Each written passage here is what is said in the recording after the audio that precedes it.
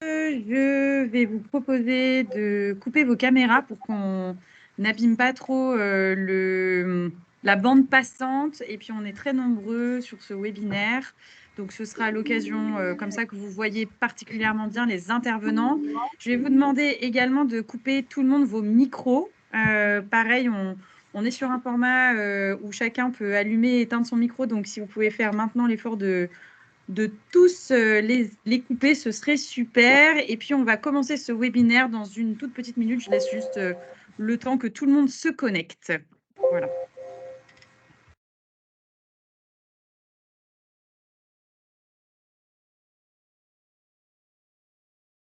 À tous.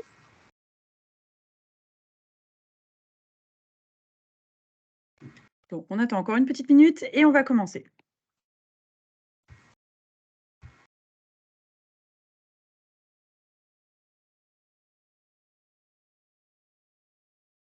Allez, commençons. Bonjour à toutes et tous. Donc, je m'appelle Marthe Corpé. Je vais animer ce webinaire qui est consacré à l'agrément ESUS, tout comprendre sur cet agrément, comment il fonctionne, à quoi il sert, d'où il vient, pourquoi est-ce qu'il a été créé. On vous enverra par la suite le petit PowerPoint de présentation. Vous allez voir, on a essayé de faire le plus simple possible et le plus accessible possible. Et puis, il y aura évidemment à la fin des interventions un temps de questions-réponses. Je vais vous demander vraiment de couper vos micros, s'il vous plaît. Hop, je vais désactiver tous les micros.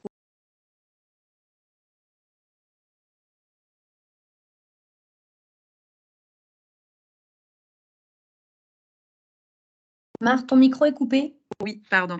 Répondre à la majorité de vos questions. Je vais vous demander également de couper vos caméras. Je l'ai déjà fait, mais je vous le répète. Comme ça, nous pouvons être que ceux qui interviennent. Ça vous permettra de nous repérer et puis ce sera plus agréable pour la bande passante. Erwan, je vais peut-être commencer par te donner la parole, te laisser te présenter et puis enchaîner pour cette introduction. Oui, bonjour à tous. Vous m'entendez bien? Oui, parce que j'ai un petit souci de connexion. Donc merci d'être venus, d'être aussi nombreux à participer à ce webinaire qu'on a co-construit avec ESS France, les CRES et France Active qui interviendra. Donc je vais vous dire un petit mot sur le crédit coopératif. Rapidement et sur notre positionnement vis-à-vis des ESUS et puis après, je repasserai la parole à Marthe pour rentrer dans le vif du sujet.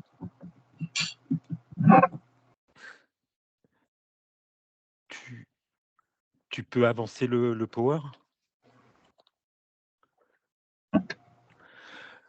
Donc le crédit coopératif, c'est une très vieille banque qui a 125 ans et qui est organisée autour de 65 centres d'affaires et qui est très investi dans les domaines de l'environnement, de la société et pour un entrepreneuriat qui est différent. Nous investissons aussi beaucoup dans les entreprises Aegis au travers de notre filiale d'investissement Ecofi. Et ce qu'on voudrait que vous reteniez, c'est que on est essentiellement positionné en France, on n'est pas dans les paradis fiscaux. On paye l'essentiel de nos impôts en France. On a quelques participations pour les 0,5%, les 0,5% qui restent dans des banques à l'étranger, mais des banques coopératives. Et puis, on a les produits de partage qui nous distinguent. Et depuis qu'ils ont été créés, c'est quand même 74 millions de dons qui ont été apportés au monde associatif. Voilà. Si tu peux avancer également. Juste, je ne vais pas le commenter parce que ça serait fastidieux. C'est pour vous rappeler qu'on est la seule banque à rendre compte de ce qu'on fait de l'argent. D'où vient l'argent? C'est-à-dire l'argent que vous nous déposez, ceux qui sont clients, vous nous faites confiance et que l'on reprête à d'autres clients et vous verrez effectivement qu'on prête essentiellement à des entreprises, coopératives ou alors à des acteurs de l'économie sociale et solidaire dans le monde du handicap, du sanitaire et social, du logement social, du secteur public local qui est quand même proche, de l'économie sociale et solidaire. Concernant les ESUS, Marthe, si tu peux avancer. Voilà, je voulais juste rappeler qu'on est, alors, les ESUS, mais on y reviendra, on n'a pas une idée, à l'ESUS près, hein, du nombre d'ESUS qui est en France. Toutefois, il existe une liste officielle qui recense 1 710 ESUS qui m'a permis de vérifier qu'en fait 600, quasiment 600 d'entre elles étaient clientes, c'est-à-dire qu'on peut dire qu'une ESUS sur 3 est cliente du crédit coopératif, pour souligner l'investissement effectivement et la proximité du crédit coopératif avec les entreprises ESUS. Côté investissement, voilà, ce sont 220 millions de prêts d'encours, de prêts qui ont été accordés à l'agrément ESUS. Marthe est vigilante là-dessus, c'est un agrément. Voilà vraiment les 4 messages clés, hein, que je voulais passer au titre du crédit coopératif: une banque éthique, une banque différente et une banque assez investie dans les entreprises agréées ESUS, comme en témoignent les chiffres. Merci, beaucoup. Pardon pour le PowerPoint. Hop, je le remets tout de Il suite. n'y a pas de souci. Donc on va continuer. Donc pourquoi, vous avez eu cette introduction du crédit coopératif? Parce que ce webinaire se déroule pendant le mois de l'ESS, et on a avec chaque partenaire un temps un petit peu, de valorisation d'un certain nombre de sujets, et avec le crédit coopératif, on a fait le choix, de travailler sur, cet agrément ESUS. Donc on va avoir à la suite de cette introduction, 3 interventions. Moi je vais revenir, sur le cadre réglementaire et politique, de l'agrément pour, le décrypter. Et puis, ensuite, Marie Castagnier de France Active nous parlera notamment des dispositifs de financement, et notamment autour de la finance solidaire qui sont accessibles depuis l'agrément ESUS. Et enfin, Sylvie Kermarec de la CRES Occitanie détaillera un petit peu plus comment, de manière extrêmement pragmatique, ou en tout cas extrêmement concrète, on répond aux premières questions qui peuvent se poser quand on souhaite entrer dans une démarche d'agrément. Donc pour commencer, et comprendre, l'agrément ESUS, donc je vous ai mis, rapidement ici sur, le logo de cet agrément que vous commencez à voir, et qui, en tout cas s'affiche, dans pas mal de communications des entreprises qui, sont agréées. ESUS, qu'est-ce que ça veut dire concrètement? Ça veut dire entreprise solidaire d'utilité sociale, ESUS. C'est un agrément et non un label. Erwan faisait un petit clin d'œil. C'est un agrément parce que c'est délivré par la puissance publique, par les DREETS, principalement dans les territoires, qui sont les héritières des directs. Et si c'est un agrément, c'est parce que c'est délivré et retiré aussi par la puissance publique. Contrairement à un label qui, en général, peut être délivré par une structure reconnue par l'État, mais qui reste une démarche plus privée. Et donc là, on est vraiment sur un outil public, d'où la Marianne dans le logo, d'où aussi le fait que quand on parle des US, on parle rapidement de compétences de l'État et des pouvoirs publics. Et donc, même pour le faire évoluer, on parle d'un agrément dont les critères sont fixés par la loi, et qui est issu de 2014, de la loi qu'on appelle dite Hamon, du 31 juillet 2014, et codifié dans le cadre du Code du travail. Donc, c'est vraiment un agrément extrêmement clair, précis, et qui a des critères assez clairs. Pour comprendre, on va rentrer un peu dans le contenu de cet agrément ESUS. Donc, il est disposé dans le Code du travail, pardon, je reviens juste avant, dans le Code du travail, parce que ce sont les directs qui étaient en charge notamment du développement de l'ESS, donc les directs qui sont les directions régionales qui sont liées à l'emploi, qui sont en charge de le délivrer. Et comme ce sont des directions liées à l'emploi, eh bien, il y a en contrepartie le fait que l'agrément ESUS est décrit dans le cadre du Code du travail. Donc, vous trouverez l'ensemble des critères et du contenu autour des ESUS, notamment des listes d'entreprises qui sont concernées par ESUS, dans le cadre du Code du travail. Je vous ai mis l'article ici. Vous pourrez le retrouver assez facilement en cliquant sur Légifrance ESUS, et vous retrouvez l'ensemble du contenu. Il y a évidemment, pour compléter ce travail législatif, un travail réglementaire, donc avec des règlements et des circulaires qui viennent préciser la façon dont on interprète les différents critères, mais je vais vous en parler juste après. Concrètement, l'agrément ESUS, qu'est-ce que c'est?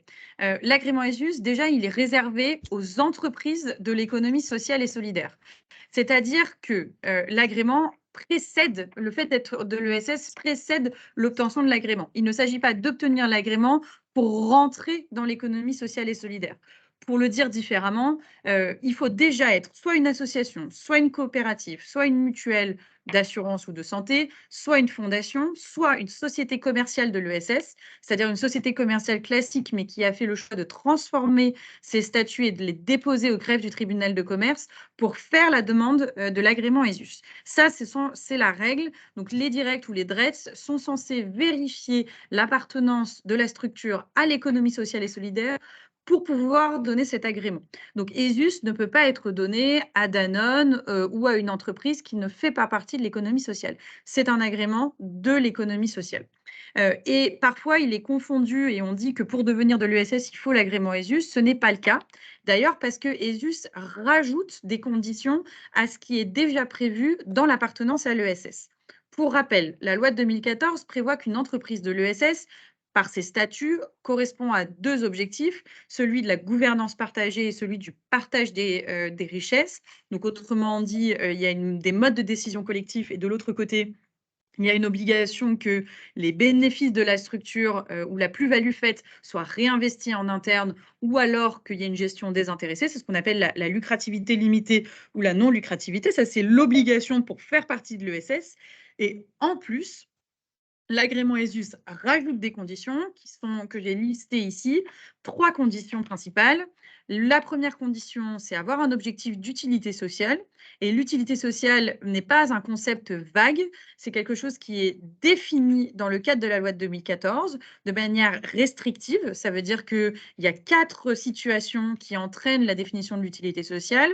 Elles sont principalement autour de la notion de lutte contre l'exclusion en faveur de la solidarité des personnes fragilisées du fait de leur situation économique ou sociale. Et puis, depuis 2019, on a rajouté dans les critères de l'utilité sociale le développement durable. Donc, une entreprise qui concourt à la transition écologique a un objectif d'utilité sociale. Pour prouver cette utilité sociale, il s'agit, de l'inscrire dans les statuts de son entreprise. Donc, ça doit être vraiment quelque chose qui est au cœur du projet et de l'objet social de l'entreprise. Et le deuxième critère, c'est qu'il faut que vous prouviez que 60% de votre compte de résultat est dédié à cet objectif d'utilité sociale. Donc, ça ne peut pas être une activité accessoire. Ça doit être une activité principale. Et cette utilité sociale, c'est ce qui fait la différence et ce qui ajoute à ce que c'est que l'économie sociale et solidaire. L'ESS n'est pas toujours d'utilité sociale, elle peut avoir des activités diverses et variées, tant qu'elle a 2 critères, la gouvernance partagée et la répartition des richesses. L'agrément ESUS, lui, cible les entreprises dont l'activité est liée à l'utilité sociale. Donc, il vient ajouter à un modèle de gouvernance et à un modèle de gestion de la valeur un autre critère qui est un critère d'objectif de l'entreprise. Deuxième critère de l'agrément ESUS, donc au-delà de l'utilité sociale, c'est la limitation des écarts de salaire au sein de l'entreprise. Il y a plusieurs typologies de limitation avec les plus grands salaires, donc c'est une question de moyenne des 5 plus grands salaires ou du plus grand au plus petit. Et on parle d'une base SMIC et pas du plus petit salaire de l'entreprise, donc ce qui donne aussi une échelle de grandeur en matière d'écart de salaire. Et puis, troisième critère, je l'ai résumé en me disant que c'est l'interdiction de la financiarisation de l'activité, mais principalement, ESUS dit qu'aucune action ne peut être cotée en bourse. Il y a tout un paragraphe qui vient limiter les dispositions financières, en tout cas autour de l'ESS. Dernière chose, dans les textes d'ESUS, il est mentionné des ESUS qu'on appelle de droit. Donc ça, c'est un peu particulier. Je pense que certains d'entre vous peuvent être concernés. Quand vous obteniez un agrément, par exemple l'agrément d'insertion, vous avez automatiquement de droit la possibilité d'avoir l'agrément d'ESUS. C'est restrictif, ce n'est pas toutes les entreprises qui peuvent le faire. La loi cible 14 catégories d'entreprises et les définit de manière extrêmement claire, les régies de quartier, les entreprises d'insertion. Je vous ai mis quelques exemples là. N'hésitez pas à aller voir dans le cadre de l'article du Code du travail si vous correspondez à une de ces catégories, puisque vous pourrez demander de droit sans avoir approuvé l'ensemble des critères, sans avoir notamment approuvé que votre utilité sociale fait 60% de votre compte de résultat, et bien que vous êtes éligible à l'agrément ESUS et que vous pouvez l'obtenir assez rapidement. Donc ça, c'est entre guillemets un raccourci pour des entreprises dont les présomptions sont vraiment facilement attribuables aux règles des us. Et c'est les DRETS ou les directs en fonction des noms, mais souvent maintenant ça s'appelle partout les DRETS, qui sont en charge de cet agrément de droit. La plupart du temps, elles ont aussi la charge du reste des autres agréments, ce qui fait que c'est un dossier pour 2 agréments et c'est quand même plus simple. Donc ça fait partie, entre guillemets, de ceux qui ont une voie plus rapide dans le cadre de l'obtention des us. Dernière chose, pourquoi un agrément ESUS? Une fois que je vous ai expliqué ça, ça paraît simple quand on l'explique, mais l'ESUS est l'héritier de l'agrément entreprise solidaire qui existait bien avant la loi de 2014 et qui permettait depuis plusieurs années de capter notamment tous les dispositifs autour de la finance solidaire. On va y revenir avec l'intervention de Marie Castagnier juste après de France Active. Vous allez voir, avoir ESUS, ce n'est pas automatiquement obtenir des financements, mais par contre, c'est un critère qui permet d'avoir le droit d'être éligible à un certain nombre de financements qu'il faut ensuite aller chercher. Pourquoi est-ce qu'on a créé l'agrément ESUS dans la loi de 2014? Ce n'est pas pour créer un contournement au statut ESS, mais c'est pour avoir un niveau supplémentaire qui permet d'identifier l'objectif d'utilité sociale de l'entreprise et de répondre comme ça à la définition de l'entreprise sociale telle que la Commission européenne et la loi européenne l'identifient. Puisque l'ESS, chez nous en France, détermine non pas des entreprises qui ont un objectif de solidarité ou un objectif social, mais une façon de gérer l'entreprise, un modèle d'entreprise qui est tourné vers le partage des richesses et le partage du pouvoir, mais qui n'est pas automatiquement tourné vers l'intérêt général ou tourné vers l'utilité sociale. Quand vous avez une coopérative de création de chaussures, il n'y a pas toujours une dimension d'utilité sociale derrière. Ça peut être la réponse à un besoin fondamental qui est celui de se chausser, mais on ne va pas avoir un objectif de limitation de l'isolement des personnes, d'aide aux personnes en situation de précarité, etc. On va l'avoir quand il y a de l'insertion, mais ce n'est pas automatique dans les activités de l'ESS. Donc, on avait besoin de créer un objet plus précis en matière d'objectifs de l'entreprise, et c'est pour ça qu'on a créé cet agrément. Et cet agrément, il permet, résultat, de contourner une partie du droit de la concurrence et d'avoir des dispositifs attribués aux entreprises ESUS qui vont plus loin que d'autres dispositifs qui peuvent exister. C'est aussi pour ça que toutes les entreprises de l'ESS ne sont pas éligibles automatiquement à l'agrément ESUS et que ce n'est pas un label de l'ESS. C'est bien un agrément de la puissance publique permettant d'identifier parmi les entreprises de l'ESS celles qui poursuivent un objectif d'utilité sociale et qui se le fixent aussi dans les règles de gouvernance qu'elles ont avec l'écart de salaire, et résultat, d'avoir des avantages supplémentaires qui sont encore, vous allez le voir, importants, mais pas encore complètement au bout de ce qu'on voudrait. Et on travaille évidemment à faire évoluer cet agrément dans les années qui viennent. On fêtera en 2024 les 10 ans de la loi de 2014. Ce sera l'occasion de faire le bilan de cet agrément et de le faire progresser, mais ce n'est pas tellement l'objectif de ce webinaire. Voilà pour ma présentation un peu globale. Et puis évidemment, je me ferai un plaisir de répondre à vos questions à la fin de nos différentes interventions. Et je passe la parole à Marie Castagnier. Bonjour à toutes et tous. Alors tout d'abord, merci à ESS France et puis au Crédit Coop d'avoir invité France Active pour évoquer avec vous l'impact de l'agrément ESUS sur le financement des structures qui sont agréées. Donc, je me présente, Marie Castagnier, je suis responsable du plaidoyer chez France Active, association pionnière de la finance solidaire que vous connaissez peut-être déjà, mais que je ne vais pas de toute façon présenter ici dans le détail, ce n'est pas l'objet. Simplement vous préciser que l'une des missions de notre réseau associatif qui est présent sur l'ensemble du territoire avec 35 associations territoriales est de financer les entreprises engagées, dont font évidemment partie les structures agréées ESUS, avec une partie de l'épargne solidaire, puis en investissant dans ces structures. Par exemple, depuis 2014, France Active a financé plus de 2200 structures ayant un agrément ESUS pour un montant de financement d'environ 200 millions d'euros. Et ces structures, on peut estimer qu'elles ont créé ou sauvegardé plus de 75 500 emplois. Comme cela a été dit par Marthe Corpet, l'agrément ESUS a été défini par la loi ESS de 2014 et succède à l'agrément entreprise solidaire. Alors, outre l'accès aux sources de financement sur lesquelles je vais revenir, il permet effectivement la reconnaissance et la valorisation d'une réelle exigence en termes d'utilité sociale, ce qui est important puisque ça marque un engagement pour le soutien aux personnes fragiles, par exemple, la lutte contre les inégalités, la préservation du lien social, etc. Et tout est dans la loi, comme le disait Marthe, donc c'est vraiment important d'avoir ça en tête, parce qu'en fait, c'est cette utilité sociale qui va justifier auprès des parties prenantes de recourir à la finance solidaire. Déjà, dans un premier temps, pour l'épargnant solidaire, qui se voit garantir que le sens donné à son épargne va bien dans des projets qui sont centrés sur l'utilité sociale. D'après un sondage que nous avons réalisé ce mois-ci avec Opinionway, environ 70% des Français se déclarent mal informés sur l'épargne solidaire. Pourtant, près d'un Français sur deux souhaite épargner en 2023, l'année prochaine, et 25% aimeraient que cette épargne ait une finalité solidaire. Et l'agrément ESUS est un outil qui permet de répondre aux préoccupations de ces épargnants. Alors oui, je réponds sur le titre, c'est normal, en fait, il n'y a pas de... Il n'y a pas de bullet point, c'est que en fait, ce sera la première partie de mon intervention qui explique un peu comment fonctionne la finance solidaire. Donc l'agrément ESUS permet aussi pour l'investisseur qui a fait le choix de l'épargne solidaire de s'assurer qu'il contribuera ainsi à des projets qui sont vraiment centrés sur l'utilité sociale. Et enfin, l'entreprise ESUS qui aura accès à ces financements solidaires aura accès aussi à des outils de financement qui sont adaptés à ses besoins et à son modèle économique, puisque c'est le rôle des financeurs solidaires. Donc l'agrément ESUS constitue la porte d'entrée pour ces entreprises agréées pour pouvoir bénéficier de financements dédiés essentiellement issus de la finance solidaire. Je précise juste un point réglementaire. Alors, c'est vraiment c'est assez technique, mais je voudrais quand même le préciser.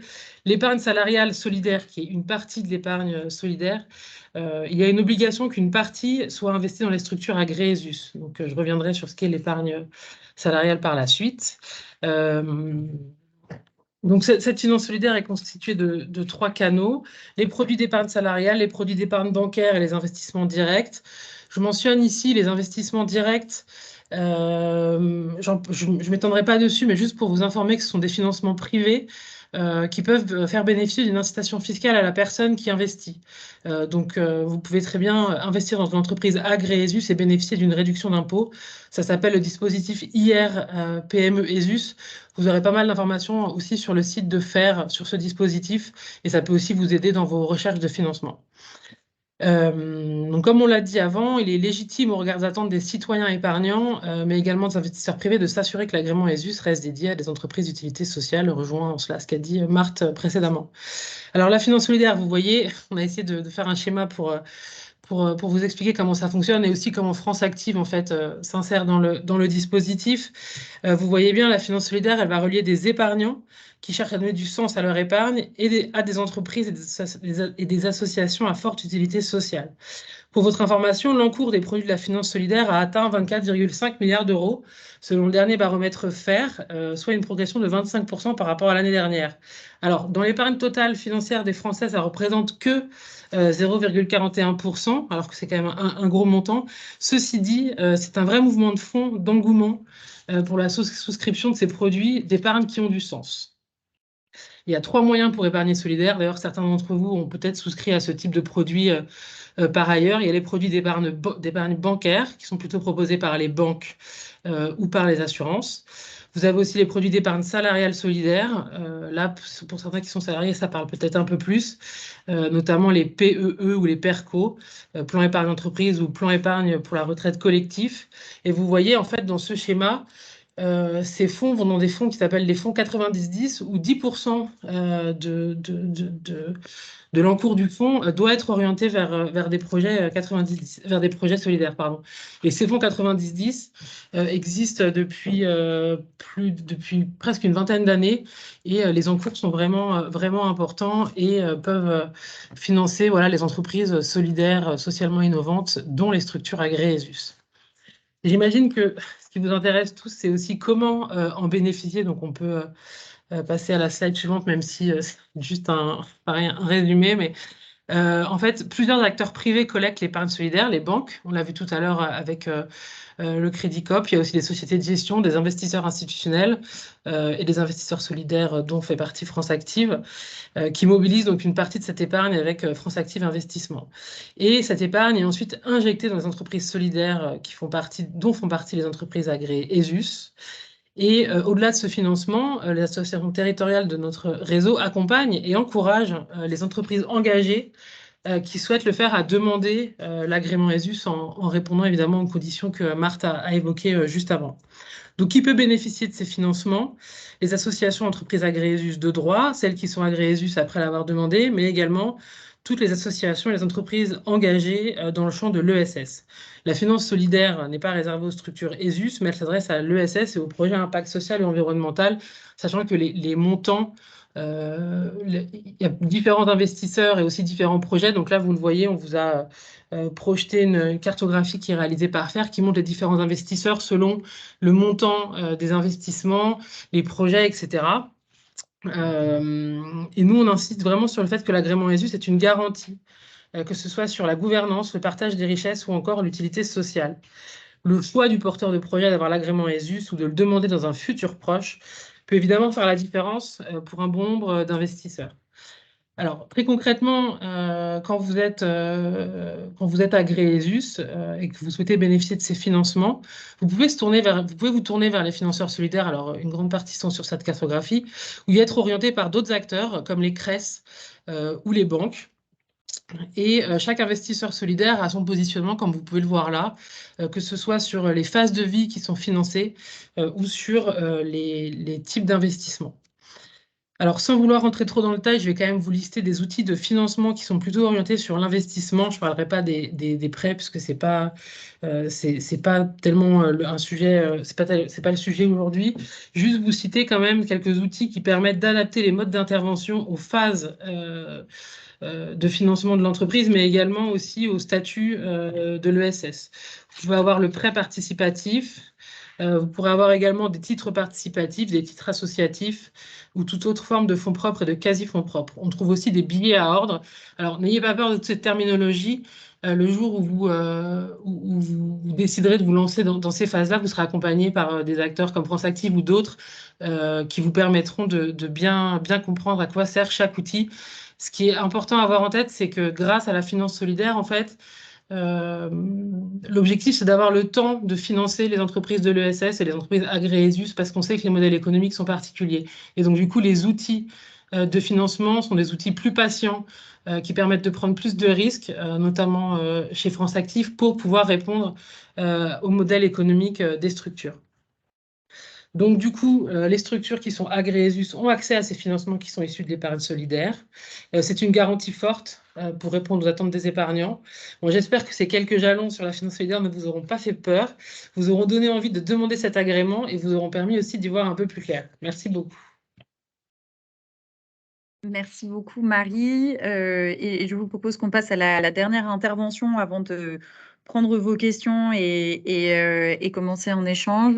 Je vais passer la parole à Sylvie Kermarek. Donc, Sylvie de la CRES Occitanie, peut-être pour te poser une question un peu en direct auquel tu peux répondre, mais finalement, vous faites beaucoup au titre de la CRES, pas mal d'accompagnement des acteurs qui se posent la question de pourquoi être agréé, comment faire. Voilà, comment est-ce que vous faites, quelles sont les principales réponses que vous apportez et comment vous travaillez sur ce sujet-là? Oui, bonjour à tous. Merci, Marthe. Effectivement, ce que tu m'avais demandé, c'est comment, en fait, concrètement, à la CRES Occitanie, on accueille les structures qui sont intéressées par cet agrément ESUS. Alors déjà dire que sur le format, nous faisons des rendez-vous d'information qu'on réalise, on en réalise à peu près une cinquantaine par an pour le moment, et peut-être de plus en plus. Contrairement par exemple à d'autres CRES comme celle de Nouvelle-Aquitaine, je crois, ou non, Pays de Loire, qui va faire un accompagnement plus poussé. Nous, on travaille autour de l'information, faire passer aussi beaucoup des informations que vous venez de donner. Ce rendez-vous ESUS, il s'inscrit dans notre grande mission de développement économique, puisqu'on s'adresse aux entreprises et aux porteurs de projets d'économie sociale et solidaire. Et nous avons d'autres rendez-vous experts de ce même type autour des achats responsables, de la commande publique, de la transition écologique. Mais effectivement, ESUS, Société commerciale de l'économie sociale et solidaire, c'est important, donc on y consacre des rendez-vous. Alors, en préambule, je voulais vous dire que l'accompagnement de la CRES Occitanie, elle a pour but justement d'aider les entreprises à prendre cet agrément. Et au-delà des termes juridiques de la loi, il a pour vocation, cet accompagnement, de faire comprendre quel est l'esprit de cette loi. Et notre état d'esprit à nous, c'est de faire en sorte que cet agrément ne soit pas galvaudé, comme tu l'as dit tout à l'heure, Marc, mais qu'il aille bien aux entreprises qui ont une forte utilité sociale, aux entreprises ESS, stricto sensu, mais qu'il représente aussi, à notre avis, une démarche de progrès qui va faire grandir les structures de l'ESS dans leur recherche d'utilité sociale. Alors, premier point qu'on aborde quand on est en entretien, en rendez-vous, c'est, comme ça a déjà été souligné, est-ce que l'entreprise est une entreprise solidaire? Donc, on vérifie qu'on a bien en face de nous une structure qui fait déjà partie de l'ESS par son statut. Hein. Donc, on vérifie qu'elle est bien soit une association, soit une mutuelle, soit une coopérative, soit une fondation, soit une société commerciale de l'économie sociale et solidaire, à savoir une société commerciale dont l'extrait CABIS mentionne bien qu'elle est entreprise de l'économie sociale et solidaire. Donc ça, c'est très important parce que sinon, on ne va pas plus loin. Et si la structure n'est pas encore économie sociale et solidaire, c'est le cas souvent pour les entreprises commerciales qui nous contactent, SAS, SARL, etc. Dans ce cas-là, on les accompagne et on les informe sur la transformation possible de leur structure pour en faire une société commerciale de l'économie sociale et solidaire, avec des transformations importantes sur la gouvernance démocratique, sur le capital, enfin ce qui a été évoqué tout à l'heure. Donc, c'est la première étape qu'ils devront franchir avant de pouvoir demander l'agrément des ESUS. Donc, une fois qu'on a bien fait cette vérification d'avoir face à nous une entreprise de l'économie sociale et solidaire, le deuxième point qu'on apporte, c'est effectivement, ça a déjà été dit tout à l'heure par Marc, mais est-ce qu'elle est vraiment d'utilité sociale? Parce qu'on peut être une entreprise de l'ESS sans avoir une forte utilité sociale. Et là, non seulement il faut en avoir une, mais il faut qu'elle soit forte.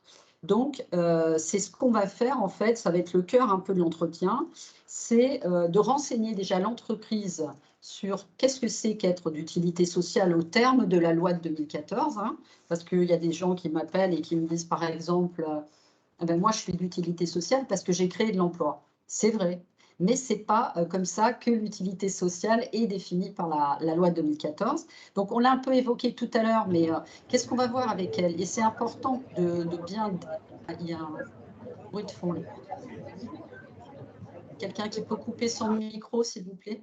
Voilà, il y a bien, il y a nécessité de consacrer du temps avec chaque structure, notamment quand elle est en société commerciale, pour vraiment travailler cette question de l'utilité sociale. Ça va être aussi un temps qui permet à notre interlocuteur ou interlocutrice de commencer à entrevoir ce que ça veut dire, parce que c'est quand même à la fois très précis par la loi, mais aussi il faut quand même l'adapter à chaque structure, il faut réfléchir avec la structure. Donc le soutien des personnes en situation de fragilité, on l'a dit tout à l'heure, ou le fait qu'elles travaillent avec des personnes, des structures qui accompagnent ces personnes en situation de fragilité, ça c'est important de le souligner. Il y a plein de situations de fragilité aussi, hein, qui sont décrites par la loi, mais qu'on peut approfondir.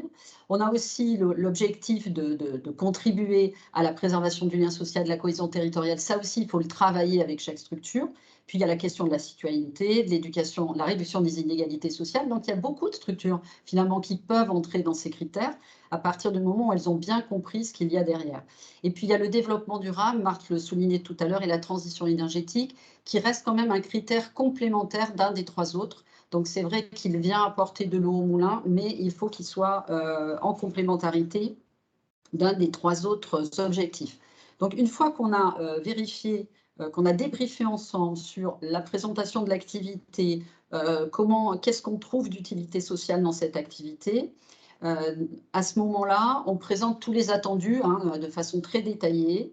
On rappelle ce qui a été dit tout à l'heure par Marthe et qui est très important pour nous, que c'est un agrément d'État, ce n'est pas un label qui est délivré par les CRES. Ça, c'est important de le souligner. C'est d'autant plus important que c'est en train de devenir quand même un marqueur très, très sensible au niveau des achats responsables. On insiste sur le mot prépondérant. Hein. L'utilité sociale, ce n'est pas un petit peu en passant, c'est vraiment quelque chose qui doit être au cœur quand même de l'activité de l'entreprise et qui doit se traduire aussi, c'est le deuxième volet, dans la partie charge d'exploitation, puisque en fait, l'activité doit se traduire dans les comptes de l'entreprise par le paquet, entre guillemets, mis sur cette utilité sociale et donc les charges d'exploitation devront être consacrées de façon majoritaire, hein, plus de 66%, à porter et à faire en sorte que ces activités d'utilité sociale émergent, se développent et se concrétisent. Je reviens sur les avantages aussi qui sont fournis par l'agrément, ce qu'a détaillé tout à fait Marie sur les avantages financiers, mais globalement, pour nous, ce sur quoi on insiste vraiment, parce que ça, ce sont des choses un peu hypothétiques, il va falloir que l'entreprise aille chercher les financements.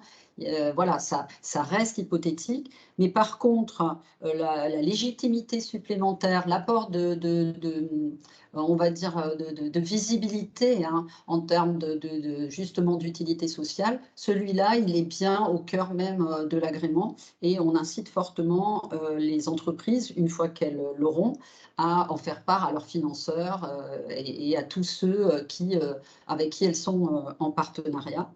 Et puis, je souligne effectivement le rôle grandissant qui est en train de prendre l'agrément pour tous ceux qui peuvent être fournisseurs d'achats ou de services responsables, parce que ça veut dire que dans le cadre des SPASER, des schémas publics d'achat socialement, écologiquement responsable, cet agrément ESUS est en train de devenir un peu le marqueur de ce que c'est qu'un bon fournisseur d'achat socialement et écologiquement responsable. Donc ça, il y a un enjeu qui est en train de et c'est très bien d'ailleurs, de se souligner autour de cette question de la commande publique et des achats responsables. Et puis, troisième point que je vois dans ce rendez-vous, à la fin du rendez-vous, j'envoie une documentation assez détaillée pour remplir le document, la demande d'agrément, qui en soi n'est pas très compliqué, mais pour que l'entreprise cible bien ce sur quoi il faut qu'elle insiste, qu'est-ce qu'il faut qu'elle montre, parce que autant certains voudraient avoir une utilité sociale qu'ils n'ont pas vraiment, autant d'autres l'ont, mais ne savent pas trop la démontrer. Donc ça reste pour eux souvent une notion abstraite, donc ces documents sont très importants. Ils ont été élaborés par une de nos CRES et on s'en sert tous collectivement. Si nécessaire, je les mets aussi en lien avec la DELS de leur département, puisque c'est là qu'ils devront déposer leur dossier. Et ce qui est intéressant, c'est que nous avons des liens avec les DES d'Occitanie et la DRITS, bien sûr, la direction régionale. Donc, nous avons les noms des correspondants et si nous, CRES, le jugeons nécessaire, nous faisons le lien auprès du correspondant du département où sera déposée la demande. Et puis voilà, donc j'informe le correspondant directement, si besoin, de la candidature. Alors, pour finir, je voulais vous donner 3 exemples d'agréments que j'ai accompagnés dans l'année 2021, je pense, et un n'est pas encore arrivé jusqu'à l'obtention de l'agrément. Railcoop, qui est dont on entend beaucoup parler, qui est une SIC, je crois, qui remet du transport de marchandises et de passagers sur certaines lignes qui ont été délaissées par la SNCF. Alors eux, en discutant ensemble, on a considéré quand même qu'ils pouvaient dire que 100% de leur activité était utilité sociale parce qu'ils permettent l'accès à la mobilité à des publics fragilisés de par leur isolement géographique. Et elles concourent aussi, donc, de par ce fait, au lien social et à la cohésion territoriale, en permettant aux habitants de rester vivre sur leur territoire. Et puis, elle contribue évidemment aux critères supplémentaires, là, au développement durable et à la transition écologique, puisqu'on remplace de la voiture par du rail. Deuxième exemple que je peux vous donner, très récemment, j'ai fait un rendez-vous avec une mutuelle régionale d'Occitanie, Mutuelle Santé. Donc là aussi, on a considéré qu'on était vraiment dans une forte utilité sociale parce que cette mutuelle permet l'accès aux soins pour tous et à la santé. Elle a des actions de prévention très importantes auprès de publics cibles qui sont des publics démunis, en partenariat avec des acteurs de terrain. Et puis, elle réinvestit ses bénéfices dans des actions sociales et de développement de nouveaux services vers ces publics. Donc là aussi, pour moi, elle est à 100% dans une activité d'utilité sociale. Et troisième exemple, celui d'une association, Humus et Associés. Alors, eux, ils accompagnent des personnes ou des structures qui souhaitent mettre en place des actions de compostage, avec une attention particulière à des publics cibles, en mettant en œuvre des opérations de sensibilisation, de formation, d'installation de composteurs auprès des publics, des bailleurs sociaux, donc auprès des publics des logements collectifs. Et elle a du coup, à travers cette action-là, un rôle très important de dimension sociale, de lien social et aussi, bien sûr, de transition écologique. Là aussi, donc, une utilité sociale extrêmement forte. Et puis, on a des candidats à l'agrément ESUS, cabinet d'architecture en scope, coopérative d'habitants, collectif d'acteurs par secteur, société commerciale de l'ESS, qui vont créer par exemple des plateformes de revente de mobilier pour les étudiants, des jeunes adultes peu fortunés, et qui récupèrent du mobilier, qui vont le remettre à disposition de ces publics cibles. Donc la nature des structures, elle va en s'élargissant, c'est ce qu'on peut constater, et c'est très bien, puisque cet agrément, effectivement, il ne doit pas être réservé stricto sensu aux associations, par exemple. Il convient vraiment, je vous ai cité 3 statuts différents, une SIC SCOP, une mutuelle et une association. Donc voilà, toutes les structures peuvent demander cet agrément, mais ce qu'il faut qu'elles se posent, la question qu'il faut qu'elles se posent, c'est celle de leur utilité, de leur forte ou pas utilité sociale. Voilà. Merci beaucoup, Sylvie. Je ne sais pas si Erwan, tu voulais rajouter quelque chose. Sinon, je propose qu'on commence à répondre aux questions, mais je te laisse, Erwan. Me revoilà. Non, pas particulièrement. Merci pour ces interventions. Non, je préfère qu'on passe aux questions. Super. Alors, je commence déjà à répondre aux questions qui émergent beaucoup sur où on trouve de la documentation et comment on se renseigne. Il n'y a pas grand-chose, en fait, qui existe et à la fois, il y a énormément de choses aussi. Il n'y a pas grand-chose qui sont beaucoup mis à jour. Il y a un document de 4 pages qui a été publié par Bercy, donc par l'administration publique, pour expliquer ce que c'est qu'ESUS, mais qui date de 2014, donc au moment du lancement. Il y a également sur les différents sites, notamment de France Active, des acteurs de la finance solidaire, des explications de ce qu'est cet agrément. Mais c'est vrai que les questions que vous posez précisément sur de l'accompagnement à la démonstration des 60% du compte de résultat, ça, il y a une circulaire qui explique ce que ça veut dire, mais il n'y a pas énormément de documentation, d'accompagnement. Et pour le coup, vous avez des interlocuteurs dans les territoires qui peuvent vous aider à identifier cette démonstration. Et évidemment, c'est souvent du cas par cas, même si, et je le répète, la définition de l'utilité sociale n'est pas au petit bonheur la chance, c'est vraiment une définition précise.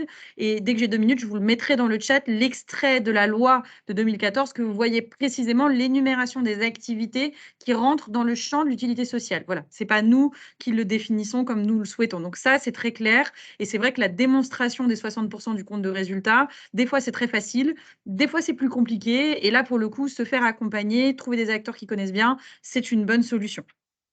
Pour les premières questions qui remontent, évidemment, on vous transmettra le support de cette présentation. Et puis, nous travaillons à ESS France en partenariat avec le Crédit Coopératif.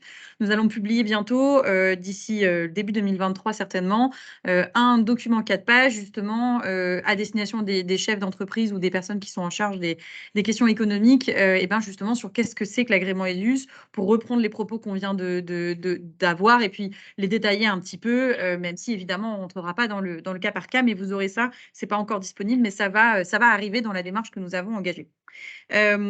Alors, question déjà, peut-être que je vais ouvrir. Est-ce qu'une radio associative peut avoir l'agrément? Comment définir les charges de l'impact social? Est-ce que Sylvie, tu peux prendre la réponse là-dessus rapidement?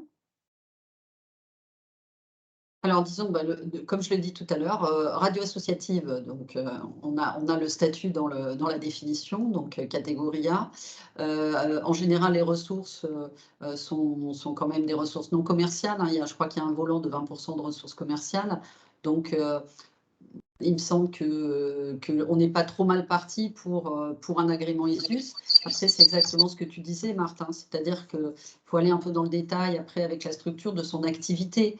Alors, sa traduction dans les charges d'exploitation, c'est une chose, mais déjà dans son activité, qu'est-ce qu'elle fait? Moi, j'aurais tendance à dire qu'une radio associative, si elle est dans les clous de la catégorie A, par exemple, elle est fort probablement à forte composante d'utilité sociale.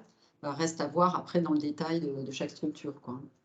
Et depuis combien d'années la structure doit-elle exister pour obtenir l'agrément ESUS? Alors, en Occitanie, je ne peux pas me prononcer pour l'ensemble de la France parce qu'il semblerait que tout le monde, toutes les DRITS, hein, les directions régionales, ne soient pas toutes sur cette longueur d'onde, mais je crois quand même que c'est de plus en plus le cas. On peut demander l'agrément ESUS avant 1 an d'existence. En tous les cas, en Occitanie, c'est le cas. C'est comme ça qu'interprète la DRITS parce qu'il est écrit qu'il faut fournir des comptes de résultats lorsqu'ils existent. Hein. Donc, cette petite phrase « lorsqu'ils existent » a été interprétée ici comme étant, et quand ils n'existent pas, on peut mettre des budgets prévisionnels, comme signifiant qu'on pouvait avoir moins d'1 année d'existence, parce que dans ce cas-là, on a un compte de résultats. Donc, officiel, je veux dire, hein, et définitif. Donc voilà, la réponse, c'est un peu une réponse de Normand, oui, peut-être. Alors, général, dans la oui, plupart quand des... même. Dans la plupart des DRED, c'est quand même à partir d'1 an d'existence qu'il est considéré qu'on peut obtenir l'agrément ESUS. Et pour la finance solidaire, de manière générale, il est plutôt conseillé d'avoir au moins 1 an pour la démonstration des activités, parce que c'est difficile de prouver que ces activités sont liées à l'utilité sociale quand on n'a que 3 mois d'existence. Donc souvent, il faut attendre la première année pour le faire, mais rien n'empêche de le faire avant. Simplement, la loi dit à partir des comptes de résultats. Donc en effet, c'est une façon de traiter la question. Autre question, donc ça j'y ai répondu. Faut-il passer par la CRES pour la demande de l'agrément ESUS? Non. L'agrément ESUS est délivré par la puissance publique. Le seul organisme agréé, entre guillemets, pour délivrer cet agrément, c'est l'État. Et c'est lui qui peut le retirer aussi. Ce n'est pas une structure qui peut retirer l'agrément à une autre. Il n'y a pas d'évaluation par des structures privées. On est vraiment sur une évaluation des pouvoirs publics de cet agrément. Et c'est ça qui lui donne aussi toute sa force. C'est pour ça qu'il y a la Marianne sur le logo, parce que l'État s'implique, la puissance publique reconnaît cette forme d'entreprise. Donc ça, c'est vraiment important. Par contre, il est possible par les CRES, France Active, le DLA, il y a plein de dispositifs qui peuvent vous accompagner pour pour réaliser ce dossier et permettre aussi de savoir si vous pouvez ou non être concerné. Donc, par qui on peut être accompagné? Par les acteurs de la finance solidaire à l'échelle territoriale. Donc, je répète, France Active, vous avez les cigales aussi qui peuvent parfois vous accompagner sur un certain nombre de dossiers, etc. Les acteurs de l'accompagnement de l'ESS, donc notamment vos unions régionales, URSCOP, mouvement associatif, et évidemment les dispositifs locaux d'accompagnement que sont le DLA. Vous avez les chambres régionales de l'ESS qui ont pour certaines même des offres très complètes, voire parfois payantes, mais qui sont résultats vraiment qui vont au bout de l'accompagnement. Des fois, c'est simplement des cadres d'information, mais en tout cas, vous pouvez les retrouver sur l'ensemble de vos territoires. Et vous avez aussi, à l'échelle de certains départements et de certains autres territoires, des dispositifs spécifiques. Mais voilà, on en a cité pas mal. Je ne sais pas si Marie, t'hésites pas si tu veux en rajouter, mais je crois que c'est à peu près l'écosystème général. Pour les entreprises de taille nationale, on va dire ça comme ça, vous avez aussi des interlocuteurs directs côté France Active nationale, côté ESS France, même si on est un peu moins outillé, et même de la structure qui s'appelle FAIR. On voyait à la fin du PowerPoint une de leurs cartographies des finances solidaires qui ont belle Finansol, c'est eux qui le délivrent et donc qui ont une visibilité aussi sur les dispositifs de financement solidaire et de l'accompagnement à l'agrément ESUS. Voilà quelques interlocutions nationales pour vous aider si nécessaire. Une entreprise adaptée peut-elle de fait obtenir un agrément ESUS? Alors, la plupart des entreprises adaptées font partie de la liste des entreprises qui sont agréées de droit à ESUS. Donc, elles n'ont pas besoin de passer par la case « je décrypte mon compte de résultat pour justifier de mon utilité sociale ». Dès qu'elles sont entreprises adaptées, elles ont automatiquement la possibilité d'avoir l'agrément. Pour ça, il suffit de vous tourner vers vos DRETS, vos directs ou le nom que ça prend à l'échelle régionale. Globalement, c'est ces administrations-là, pour que, en même temps qu'on vous donne l'agrément entreprise adaptée, derrière, vous puissiez avoir l'agrément ESUS. Normalement, c'est assez simple à obtenir. Des fondations, pardon, je lis vos questions en même temps. Fondations financières publiques intègrent-ils l'agrément ESUS dans leurs critères d'éligibilité? Si oui, comment les identifier? Excellente question. Peut-être on va répondre à 2 voix avec Marie. Il y a certains types de dispositifs de la finance solidaire qui identifient l'agrément ESUS en direct et notamment qui ont une obligation de dédier une partie de leurs fonds vers ESUS. C'est aussi le cas donc, dans le cadre de la finance solidaire, mais aussi dans des dispositifs de financement locaux. Je pense par exemple à certaines REP, donc les responsabilités élargies du producteur, entre guillemets, qui travaillent sur la question de l'économie circulaire. Dans certains cadres, je crois qu'il me semble que c'est le l'immobilier, mais je ne suis pas sûre, si quelqu'un du secteur est dans la boucle. Je veux bien qu'il confirme ou infirme. En tout cas, dans certains cahiers des charges aujourd'hui, pour l'utilisation des fonds réemploi, il y a une obligation d'avoir l'agrément ESUS pour pouvoir en bénéficier, par exemple. Donc, il peut y avoir des dispositifs de financement qui vont être limitatifs pour les structures ayant l'agrément ESUS. On n'a pas aujourd'hui de cartographie de tout ce qui est lié à l'agrément ESUS, ne serait-ce que parce qu'on en découvre aussi tous les jours à ce stade. On se bat quand même beaucoup à l'échelle nationale pour avoir plus d'espace dédié à l'agrément ESUS, notamment dans le cadre des marchés publics, et d'essayer d'avoir une partie des marchés qui soit réservée vers l'agrément, mais ce n'est pas facile avec la législation européenne, voire même d'avoir peut-être des dispositifs de TVA réduite autour de l'agrément. Mais tout ça, c'est un travail de plaidoyer. Ce n'est absolument pas à l'ordre du jour d'une mise en œuvre opérationnelle aujourd'hui. Donc ça, on y travaille, nous. On essaye de pousser, mais ce n'est pas encore le cas. En tout cas, ça fait partie des sujets qu'on porte. Vous avez néanmoins, à l'échelle territoriale, via encore une fois le DLA, France Active, les CRES, souvent une visibilité des dispositifs locaux liés à ESUS. Et donc, renseignez-vous à l'échelle de votre territoire d'implantation. C'est en général les meilleures réponses. Je ne sais pas si Marie, tu veux compléter là-dessus?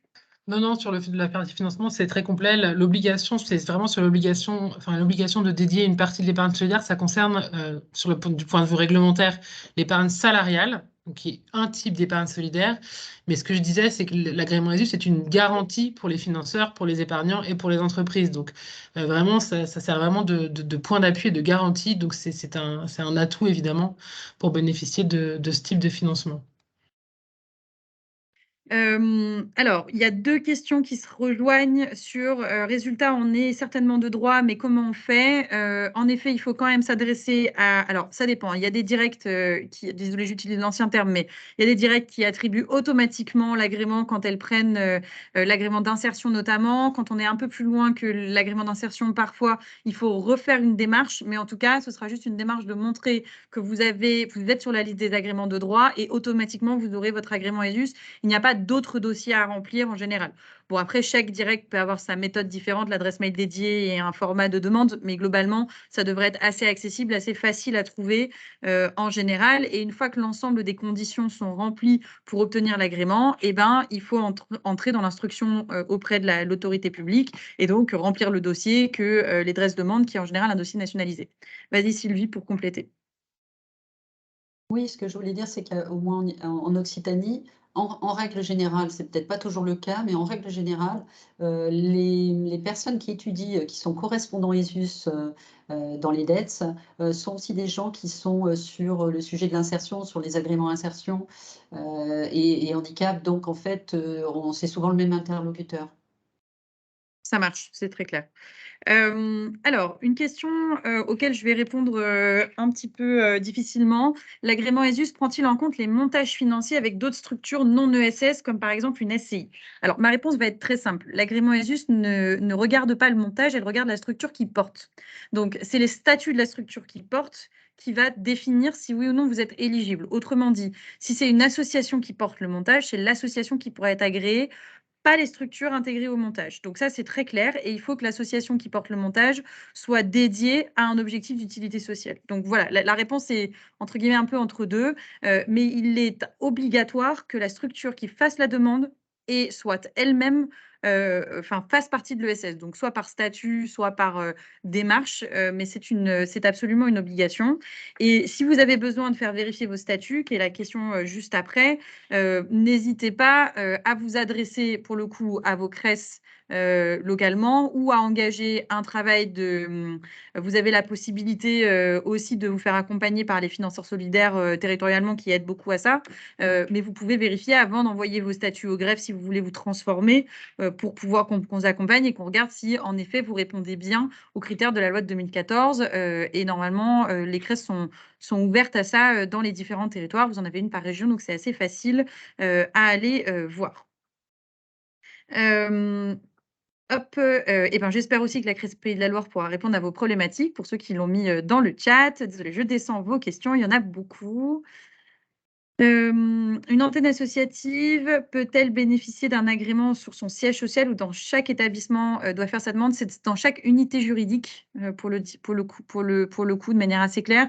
Donc, chaque structure statutaire. Donc, ça veut dire que si c'est un alliage de différentes associations à l'échelle des différents établissements, en gros, si chacun de vos établissements est autonome et juridiquement autonome, il faudra faire l'agrément pour chaque établissement. Si par contre, ce ne sont que des unités économiques et sociales et que votre structure est groupée au sein d'une association, d'une mutuelle, d'une coopérative ou d'un autre statut de l'ESS, pas de problème, ça couvrira l'ensemble. Je ne dis pas de bêtises, Sylvie, Marie, Erwan, non, je vous vois dire OK. Si j'ai bien compris, une régie de quartier peut-elle faire l'agrément des us, ce qu'on appelle de droit? Alors, c'est marqué facilité, mais c'est de droit. Tout à fait. Ça fait partie des 14 catégories.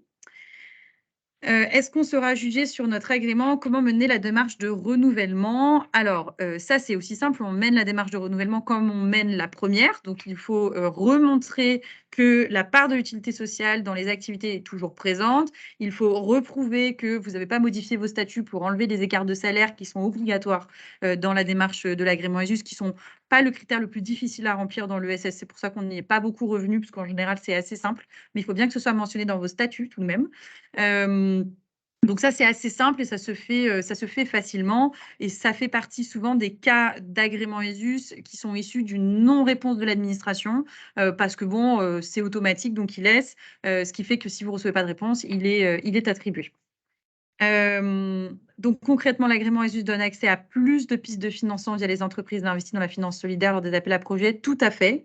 Il y a plus de financement parce que c'est plus facile de démontrer la caractéristique d'utilité sociale et donc de répondre aux critères de la finance solidaire. Mais ce n'est pas exclusif. Ce n'est pas parce que vous n'avez pas l'agrément que vous ne pouvez pas demander ces critères. Simplement, avec l'agrément, eh bien, il y a une garantie donnée par l'État, parce que c'est bien l'État qui l'attribue, que vous répondez bien aux critères de la finance solidaire. Donc ça, c'est plutôt un outil facilitant, démonstratif de votre capacité d'utilité sociale.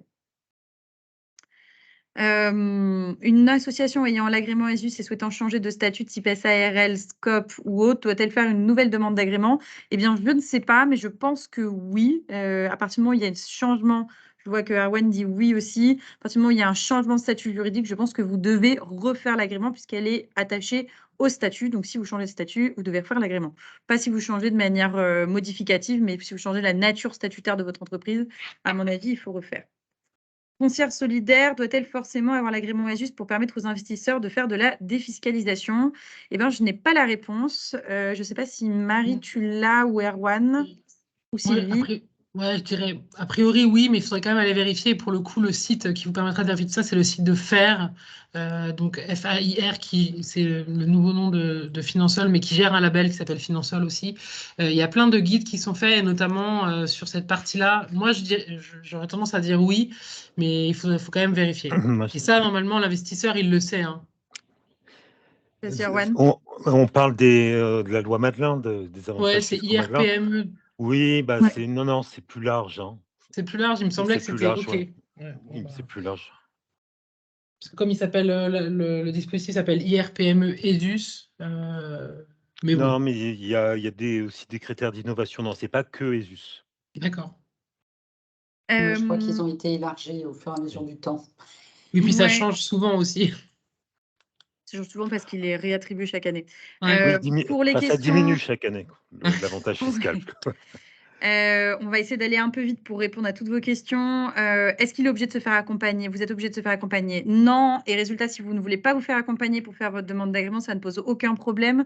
Adressez-vous en direct et récupérez vos dossiers auprès de vos DRETS. Ça, pour le coup, c'est l'espace public, c'est la puissance publique. Donc, vous pouvez y aller. Il n'y a pas de problème. Il n'y a pas de tampons à avoir ou de carte blanche à montrer, de patte blanche à montrer. Vous pouvez tout à fait le faire. Et donc, ça se fait auprès de l'administration de votre région sur les questions d'emploi. Voilà, pour le dire différemment, c'est comme ça.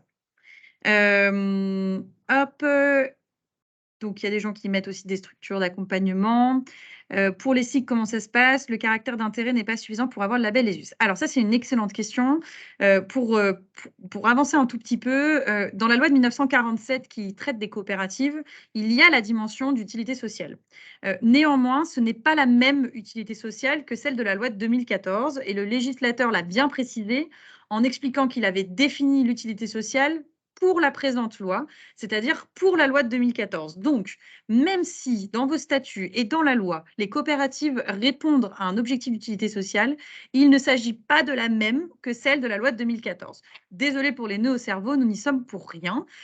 Néanmoins, sachez-le, donc il faut reprouver, c'est un caractère d'utilité sociale, et ça s'explique assez bien. Une coopérative agricole n'a pas toujours un objectif d'utilité sociale. Ça peut être un objectif d'utilité pour ses membres. Elle n'est pas sociale au sens collectif du terme. Donc ça, c'est vraiment important. Donc ça ne suffit pas d'être un statut SIC pour pouvoir justifier naturellement de son agrément. Et je rappelle, ce n'est pas un label, mais bien un agrément. Un label, c'est une nature privée.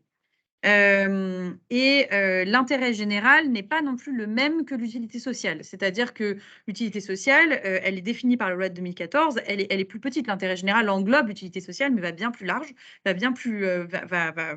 beaucoup plus large. Donc, on ne confond pas les deux, ce qui fait qu'une entreprise peut être d'utilité sociale sans être d'intérêt général. Voilà, c'est pas la même chose. Donc, on a bien deux concepts définis. Et résultat, il n'y a pas non plus l'application des règles fiscales de l'intérêt général, notamment sur la défiscalisation à 66% de la donation, etc., qui est applicable à ESUS. Il s'agit bien de deux dispositifs différents. Et à titre politique, au sein de SS France, nous ne souhaitons pas créer la confusion entre utilité sociale et intérêt général. On ne répond pas aux mêmes problématiques, tout simplement. Sylvie, tu voulais rajouter quelque chose ? Oui, je voulais juste revenir sur un tout petit point, mais qui est hyper important parce que souvent il y a une confusion. Les statuts, ça sert à définir le cadre général de l'entreprise. On va bien parler de l'activité et tout ça. Mais la différence avec le dossier ESUS, c'est ce qu'on va vous demander, ce ne sont pas ce qu'il y a décrit dans les statuts seulement, mais c'est le caractère réel de l'activité. C'est ça qui est important. Donc certes, il faut avoir des statuts conformes, etc. Mais ce qu'il faut, c'est aussi et surtout bien travailler sur son activité et qu'elle soit réellement d'utilité sociale. C'est vraiment le concret, c'est ce qu'on fait, quoi. Ça, c'est important de bien distinguer les deux. Et donc, ça rejoint aussi cette question, oui, je suis en statut associatif ou je suis en statut SCOP, mais est-ce que j'ai pour autant dans mon activité une très forte utilité sociale? Donc, c'est deux niveaux qu'il faut avoir en tête parce que les deux sont importants, mais qui ne sont pas forcément l'un sur l'autre, exactement calqués. Ça marche. Je réponds aux deux dernières questions et puis après, on va devoir clore ce webinaire qui était court mais intense.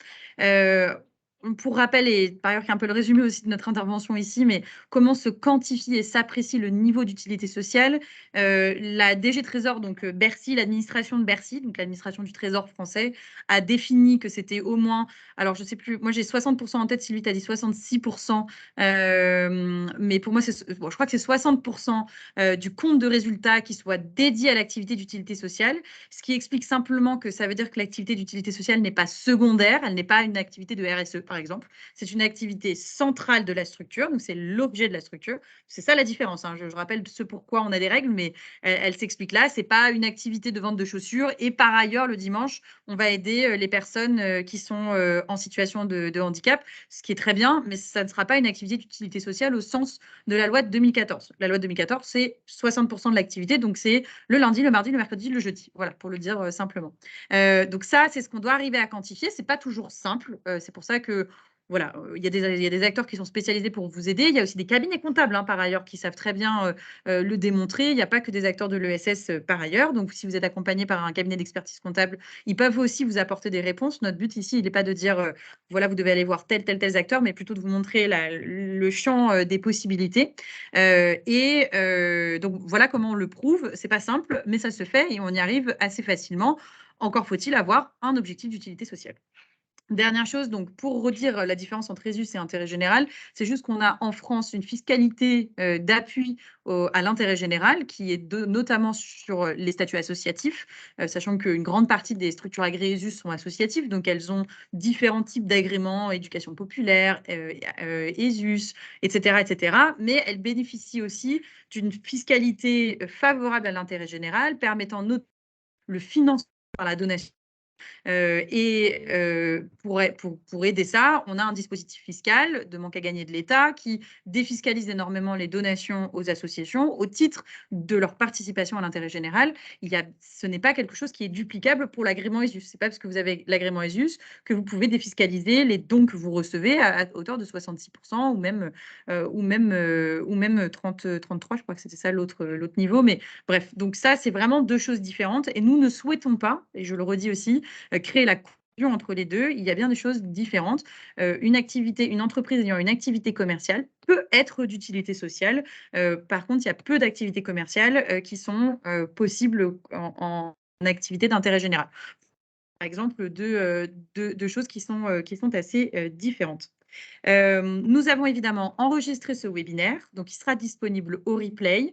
Je vous mets dans le chat, juste avant que vous partiez, l'article qui concerne le Code du travail et qui encadre l'agrément ESUS. Et je vous mets également, je l'avais préparé devant mes yeux, la définition de l'utilité sociale, et donc qui est ici. Vous allez voir, c'est quand même pas flou, c'est assez clair, et on voit bien qu'il y a des structures qui ne peuvent pas y prétendre. Voilà. J'espère qu'on a essayé de répondre à la majorité de vos questions. Il y en a beaucoup qui sont arrivées par le chat. En tout cas, on vous remercie. Combien de temps dure l'agrément? J'ai un petit trou, je crois que c'est 3 ou 4 ans. Sylvie, tu te rappelles? Erwan, je veux bien un tout petit peu d'anti-sèche. Vas-y, Erwan. Moi, j'aurais dit 5 ans. C'est même 5. C'est 2 ans pour les entreprises de moins de 3 ans. Ah, merci. Et ensuite, c'est 5 ans pour celles qui ont plus de 3 ans. Voilà, c'est ça la petite subtilité, pardon. Voilà, les petits nouveaux, il faut qu'ils renouvellent. Je savais bien qu'il y a un truc. Ouais. C'est ça, c'est une première demande ou un renouvellement. Eh ben, merci à toutes et tous. On a espéré rendre les choses un peu plus claires.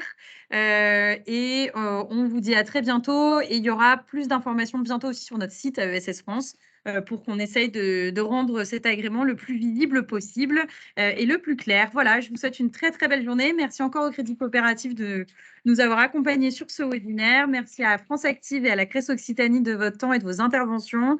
On vous souhaite une très belle journée. Au revoir. Bonne journée à tous.